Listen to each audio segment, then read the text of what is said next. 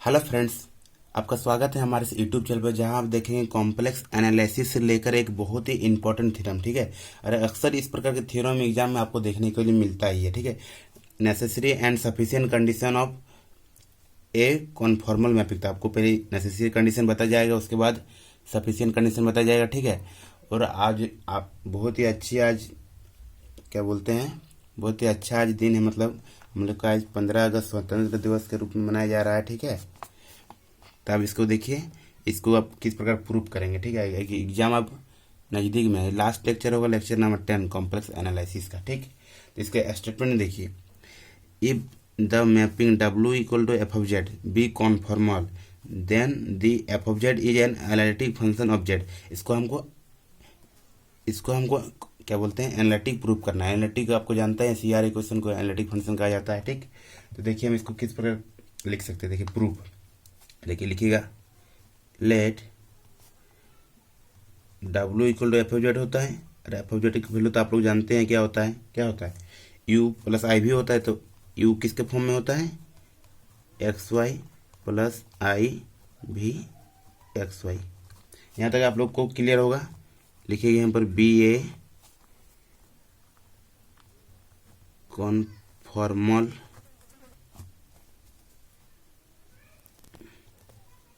Mapping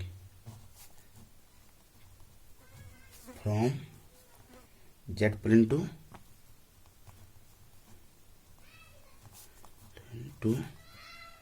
W plane. ठीक।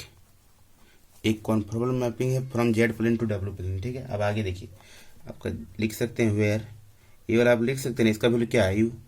देखिए U of XY की वैल्यू क्या लिख सकते हैं, U लिख सकते हैं। एंड V XY की वैल्यू क्या लिख सकते हैं हम, V लिख सकते हैं। यहाँ तक क्लियर होगा। अब आगे देखिए, यहाँ तक जैसे आपको क्लियर हो रहा है। देखिए ये तो आपको पता ही होगा, R कॉन्टिन्यूअस एंड डिफरेंशिएबल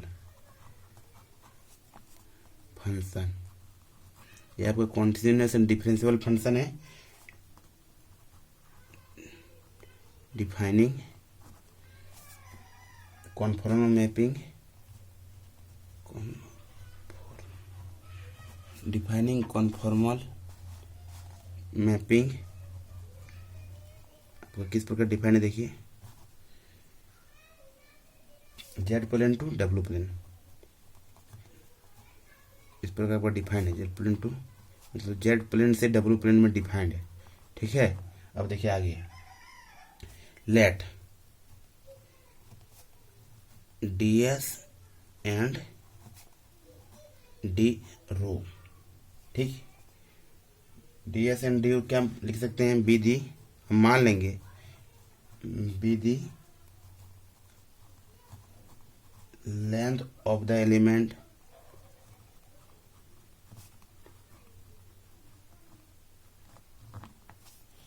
हम क्या मान, let DS and D rho be the length of the element. ठीक है। In z plane, in z plane and z plane to W plane होता है।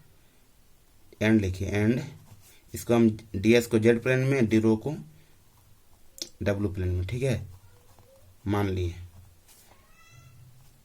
रिप्रेजेंटेड, रिप्रेजेंट किए। ठीक है। तो यहाँ से हम क्या लिख सकते हैं, हमको पता है, सो दैट क्या लिख सकते हैं, सो दैट। देखिए ये आपका जेड हो गया, तो इसका DS का हम स्क्वायर क्या होता है आपका, E square plus V square, sorry X square plus Y square होता है। तो इसको हम लिख सकते हैं DX का स्क्वायर प्लस DY का स्क्वायर, लिख सकते हैं कि नहीं। अब देखिए D रो, तो यहाँ पर लिखिए D रो का स्क्वायर, ये क्या हो जाएगा, DU का स्क्वायर प्लस क्या होता है, DV का स्क्वायर। होगा कि नहीं। यहाँ तक क्लियर होना चाहिए बहुत अच्छी तरह से। अब देखिए आगे। ठीक है। देखिए since U and V are function of X and Y. U and V function है एक्स एंड वाई का, तो ये हम क्या लिख सकते हैं, वी हैव।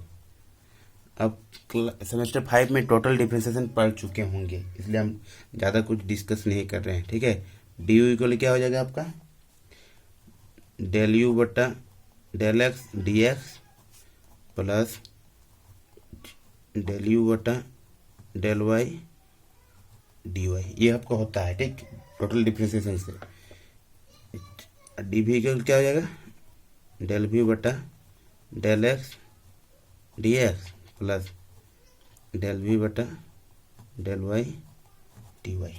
यहाँ तक क्लियर हो जाए। हम साइड में लिख सकते हैं, देखिए लिख दीजिए यहाँ पर बाय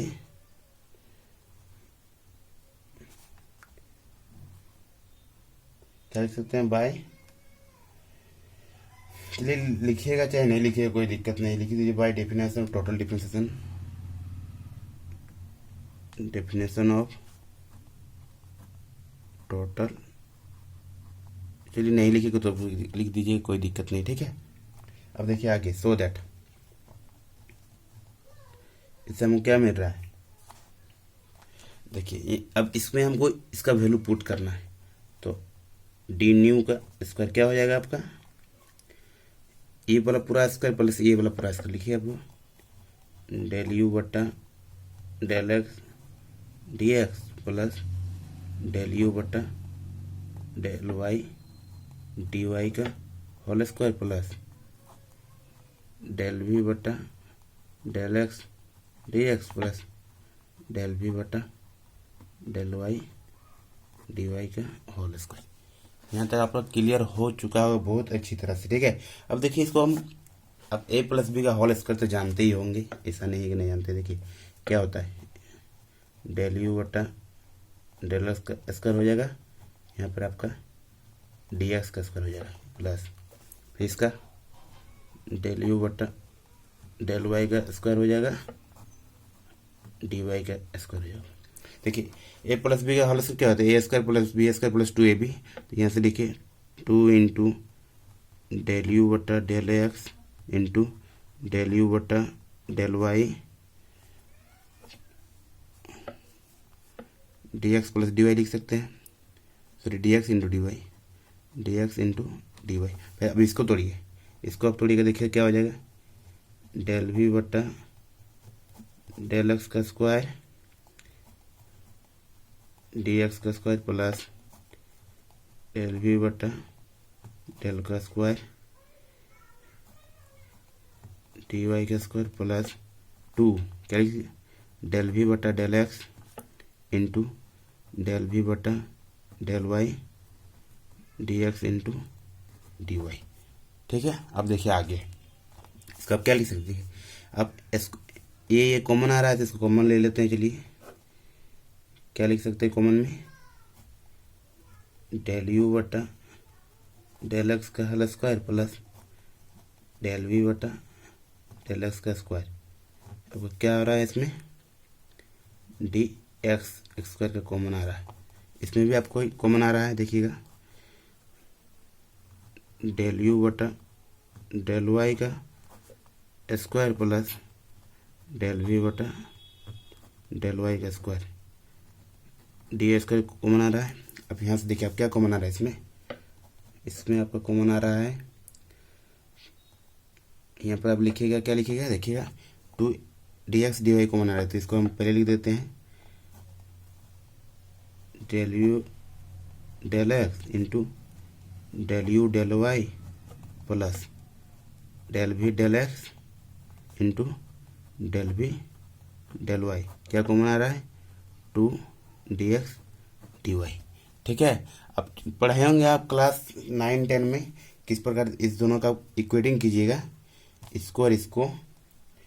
चलिए इसको हम इक्वेशन 1 मान लेते हैं, आप लोग के लिए आसानी होगा, इसको इक्वेशन 1 मान लेते हैं, और इसको हम चलिए और लाइन लिख देते हैं, ऑल्सो हम क्या जानते हैं, डी एक्स का होल स्क्वायर क्या होता है आपका, डी एक्स का स्क्वायर प्लस डी वाई का स्क्वायर, इसको हम इक्वेशन 2 मान लेते हैं। अब इस दोनों के इस कंपेयरिंग कीजिएगा। देखिए एक्स स्क्वायर कोफिशिएंट में क्या ये है, ये बाई ये होता है। तो देखिए किस प्रकार लिखा जाता है इसको, डेल यू बटा डेल एक्स का स्क्वायर प्लस डेल वी बटा डेल एक्स का स्क्वायर बटा में क्या है, इसका कोफिशिएंट में क्या है 1 है, 1 लिख सकते हैं इक्वल टू। अब इसका देखिए डेल यू बटा डेल वाई का स्क्वायर प्लस डेल वी बटा डेल वाई का स्क्वायर, इसका भी क्या है 1 है। अब देखिए इस टर्म तो यहाँ पर नहीं है, 2x into D X, 2dx into D Y तो इसमें नहीं है, तो इसमें सिर्फ लिख सकते हैं। देखिए डेल यू बटा del x into del you बटा del y plus del we बटा डेल एक्स डेल वी बटा डेल वाई बटा 0। अब सब बोलेंगे कि सर 2 तो नहीं लिखे, हम 2 मान लेंगे, 2dxy, इसमें भी 0 इंटू इसमें ही 2 है, तो क्या लिखेंगे, छोड़िए सब इसको। अब देखिए कोई एक कोफिशिएंट हम इसको इक्वेट करते हैं। आगे देखिए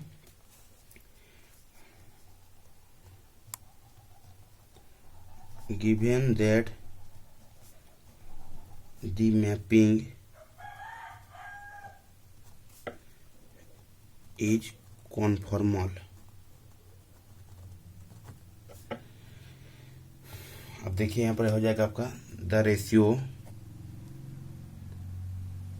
सॉरी ये वाला लाइन आप इसी में लिख दीजिएगा आगे में, यहाँ पर कॉन्फॉर्मल, इसके बाद द रेशियो डी ने square D X square is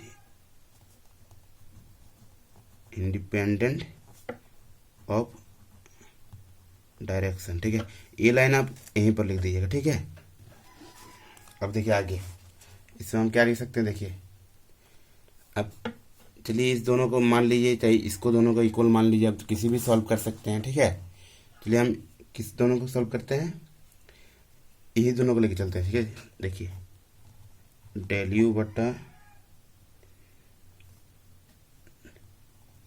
del X का whole square plus del we बटा डेल एक्स का होल स्क्वायर इक्वल क्या हो जाएगा, डेल यू बटा डेल वाई का whole square plus del we बटा डेल वाई का होल स्क्वायर। ठीक, इसको हम इक्वेशन 3 मान लेते हैं। अब इक्वेशन 4 में देखिए, देखिए नेसेसरी कंडीशन वाला बहुत ईजी है, आप आराम से देखिएगा तो बन जाएगा। एंड देखिए अब इस दोनों को इक्वल मानिएगा, तो ये तो इसमें ही हो जाएगा, इसमें इधर मल्टीप्लाई, तो क्या होगा 0 के इक्वल आ जाएगा, होगा कि नहीं। देखिए यहाँ से एंड डेल यू बटा डेल एक्स डेल यू बटा del y plus del we बटा डेल एक्स डेल वी बटा डेल वाई 0। ठीक है, यहाँ तक क्लियर हो चुका होगा बहुत अच्छी तरह से। चलिए हम इसको इक्वेशन 4 मान लीजिए। अब यहाँ पर आप देखिए सेटिस्फाई कर जाएगा, इस दोनों इक्वेशन में कॉची रायमन इक्वेशन सेटिस्फाई कर जाएगा। ठीक है, अब कॉची रायमन इक्वेशन क्या होता है आपको देखिए, यहाँ पर लिख दीजिएगा दिस आर सेटिस्फाइड। क्या सेटिस्फाई कर रहा है आपका, देखिए डेल यू बटा डेल एक्स क्या होता है, डेल वी बटा डेल वाई, एंड क्या होता है आपका डेल वी बटा del X equal minus del you बटा डेल वाई। अब इसको यहाँ पर पुट कीजिएगा तो ये 0 को सेटिस्फाई कर जाएगा। यहाँ से लिख दीजिए this the function u into V satisfy Cauchy Riemann equation.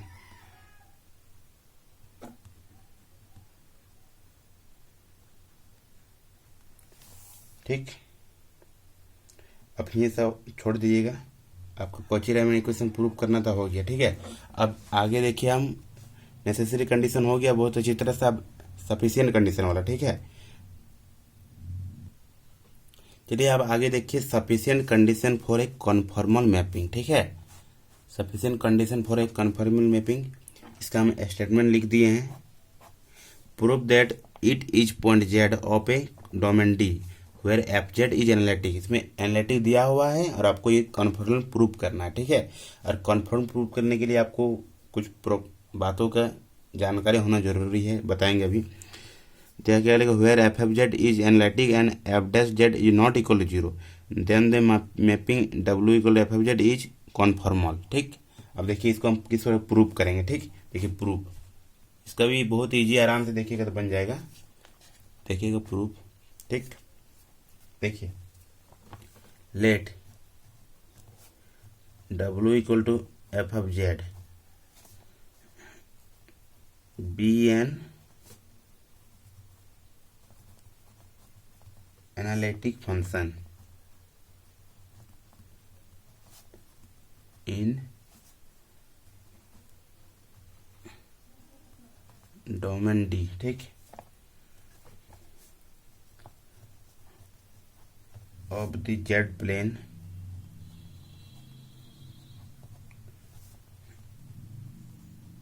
and let z not be an interior point of D, ठीक। यहाँ तक क्लियर होगा। उसके बाद आगे देखिए लेट, इसमें सफिशिएंट कंडीशन वाला थोड़ा लेंदी है लिखना, इसमें ज़्यादा लिखना है। S1 and S2 B2 continuous curve, मान लेंगे कोई एक दो कंटिन्यूअस कर्व है, ठीक है। पासिंग इसको देखिए पासिंग थ्रो, ये कोई पासिंग थ्रो कर रहा है, मतलब पासिंग कर रहा है जेड नोट से, ठीक है। And having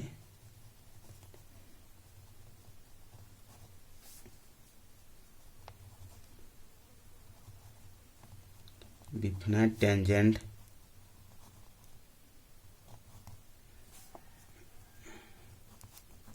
at this point,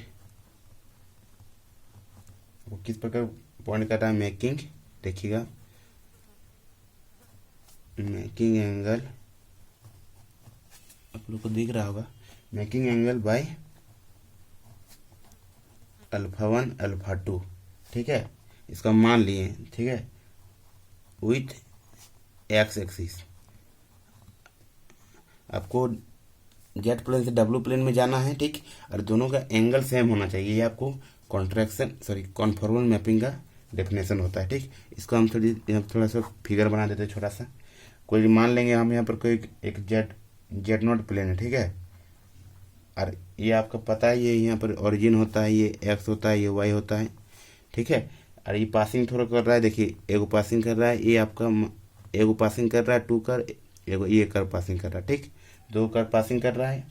तो यहाँ से आप कह सकते हैं, देखिए एक टेंजेंट इसको हम इधर कर देते हैं और एक टेंजेंट इसको कर देते हैं, ठीक। ये अल्फा 1 होगा, ये आपका अल्फा 2 होगा। क्लियर हो गया यहाँ तक। उसके बाद हम मान लेंगे ये कोई C1 है और ये कोई C2 कर्व है, ठीक।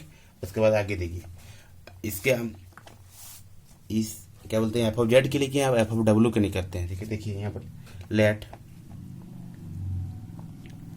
C1 dash and C2 dash be the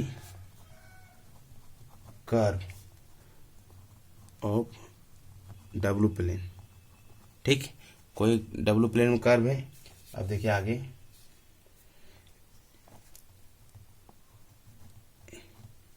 intersecting at W note क्या हो जाएगा, W equal F of Z होता है, W naught equal to F of Z naught हो जाएगा कि नहीं। Cross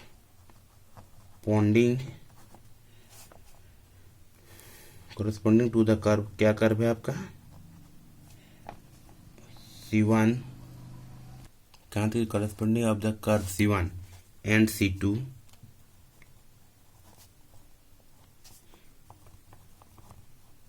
intersection. आपका C1 एंड C2 इंटरसेक्शन करना चाहिए। देखिए अब डब्लू प्लेन के लिए एक फिगर बनाते हैं छोटा सा, ज़्यादा बड़ा नहीं बनाएंगे। देखिएगा यहाँ पर, यहाँ क्या होता है, सॉरी यू होता है, यहाँ इधर भी होता है, जीरो होता है, यहाँ कोई एक पॉइंट मान लेंगे हम, डब्लू नॉट कोई एक पॉइंट है। तो एक आपका देखिए इस प्रकार से होगा कर्व, और आपका एक इस प्रकार से कर्व होगा, ठीक। तो इसका टेंजेंट इसमें आएगा, इसका टेंजेंट इसमें आएगा, ठीक। यहाँ तो क्लियर है। अब देखिए आगे, यहाँ मान लेंगे C1 डैश इसको बोलते हैं, इसको C2 डैश, और कुछ भी मान सकते हैं इसको Z1 Z2, चलिए मान लीजिए Z1 इसको Z2, ठीक है। देखिए let Z1 Z2 points on the curve, किस कौन कर्व में, इसमें आप Z1 माने हैं, इसमें Z2 माने हैं, ठीक है। C1 एंड C2, इसमें भी इस तरह Z1 मान लीजिए, इसमें भी Z2 मान लीजिए, ठीक है। अब आगे देखिए, सॉरी इसमें W1 मानिएगा, कहेंगे W नॉट माने हैं, इसमें C1 एंड C2, ठीक है।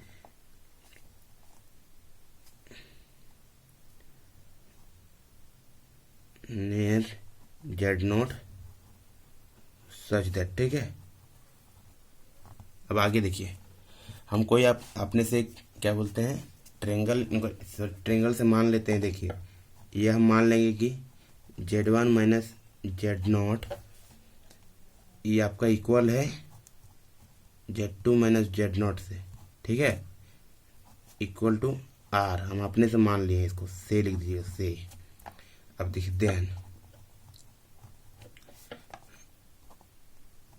Z1 माइनस Z नॉट क्या हो जाएगा आपका, जब ये मॉडुलस हटता है तो क्या होता है, RE⁻I थीटा होता है कि नहीं, θ1 मान लीजिएगा। यहाँ तो क्लियर है। अब इसको देखिए Z2 माइनस Z नॉट, फिर क्या हो जाएगा RE⁻I θ2, यहाँ तक क्लियर है। वेयर कब, जब ये θ1 आपका टेंस करेगा α1 में, तब एज R टेंस टू 0, जब θ1 टेंस करेगा आपका α1 में, तब R टेंस टू करेगा 0 में, ठीक, यहाँ तक क्लियर है। और θ2 इसी तरह θ2 α2 में टेंस करेगा, तब कब क्या होगा इसमें, एज R टेंस टू 0, यहाँ तक क्लियर होना चाहिए बहुत अच्छी तरह से। देखिए लेट, आगे देखिए let Z1 and Z2 correspond, let Z1 and Z2 correspond, sorry यहाँ पर 2 point W1 and W2 in the W plane. हमको थोड़ा सा बताने में दिक्कत हो रहा है, क्या है कि ये मेरा सफिशिएंट कंडीशन मेरा अच्छा से क्लियर मतलब है, लेकिन फर्स्ट टाइम पढ़ा रहे हैं ना, इसलिए थोड़ा सा दिक्कत हो रहा है, ठीक, कोई बात नहीं। देखिए suppose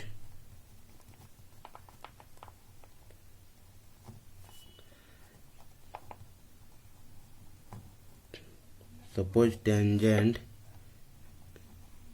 eight W naught to the curve C1 dash and C2 dash, ठीक। अब आगे देखिए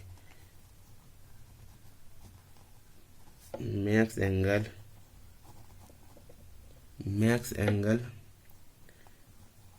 β1 एंड β2, β1 मैंने β2 कोई एंगल मान लिया विथ रियल एक्सेस में क्या होता है, एक्स होता है, यहाँ पर लिख सकते हैं आप, चलिए नहीं लिख, सॉरी ये W1 के बोलने से रियल एक्सेस में यू होता है, ठीक। अब देखिए लेट, इसी तरह आप Z1 माइनस Z नॉट माने थे ना, इसी तरह W1 माइनस W नॉट मान लीजिए, W1 minus W naught equal to आपको क्या मान लीजिएगा, ρ1, ठीक, से लिख दीजिए, कोई दिक्कत नहीं है।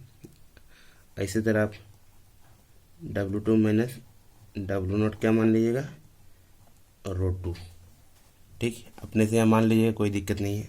अब आगे देखिए, देन जब मॉडुलस हटता है तो क्या होता है, माइनस इधर हो जाएगा आपका रो 1 ई के पावर आई, इसमें 5 1 मान लीजिएगा, उसमें थीटा माने थे इसलिए इसे 5 मान लिया, रो 2 ई के पावर आई 5 2। यहाँ तक क्लियर हो चुका है बहुत अच्छी तरह से। अब देखिए वेयर, ये कब हो रहा है, where 5 1 tends to β1 as rho 1 tends to करेगा आपका 0 में तब। इसी तरह 5 2 tends to β2 as rho 2 tends to करेगा 0 पे। ठीक है, अब हम क्या बोलते हैं, डिफ्रेंसिएशन के प्रॉपर्टी से जानते हैं, क्या जानते हैं, now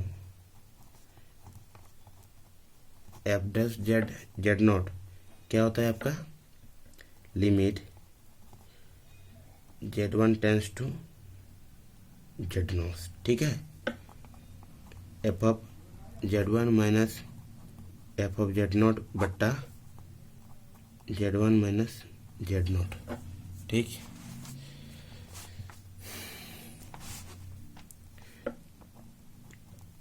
limit z1 tends to Z naught, इसमें क्या हो जाएगा ये आपका w1 माइनस w0 बट्टा, ये आपका क्या हो जाएगा, नीचे में रहने दीजिए, चलिए z1 माइनस जेड नॉट रहने देते हैं। ठीक है, और इसको आप देखिए w1 माइनस w0 का वैल्यू कितना है, रो 1, यहाँ से लिख सकते हैं।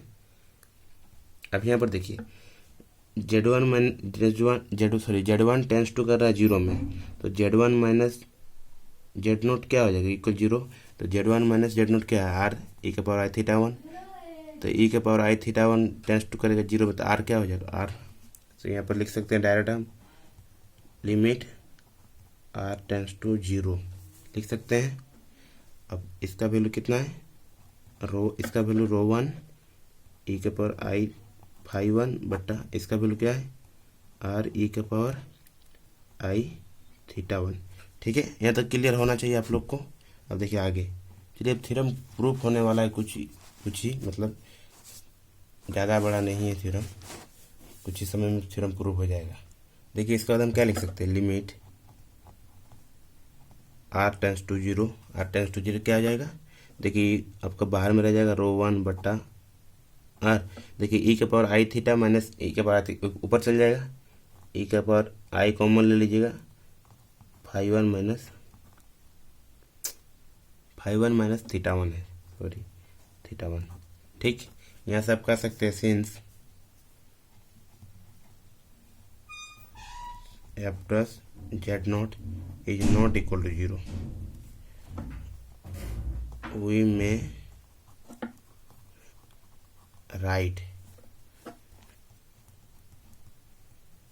F dash z equal to क्या मान लेंगे, आर ई के पावर आई अल्फा, हम कोई मान लेंगे। ठीक है, अब देखिए एफ डैश जेड ई भी है और ई भी है, तो हम इसको कॉपी क्या बोलते हैं, इक्वेटिंग करते हैं। हाँ, सो दैट लिख सकते हैं,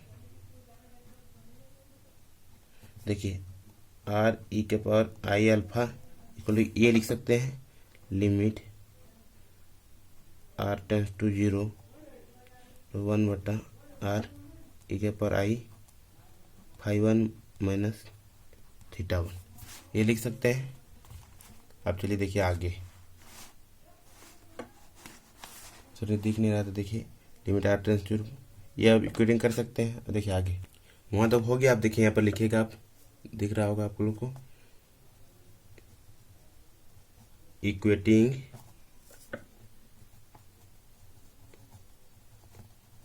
मॉडुलस एंड एम्पलीट्यूड। ठीक है, आर्गुमेंट, एम्पलीट्यूड का आर्गुमेंट बोला जाता है, आर्गुमेंट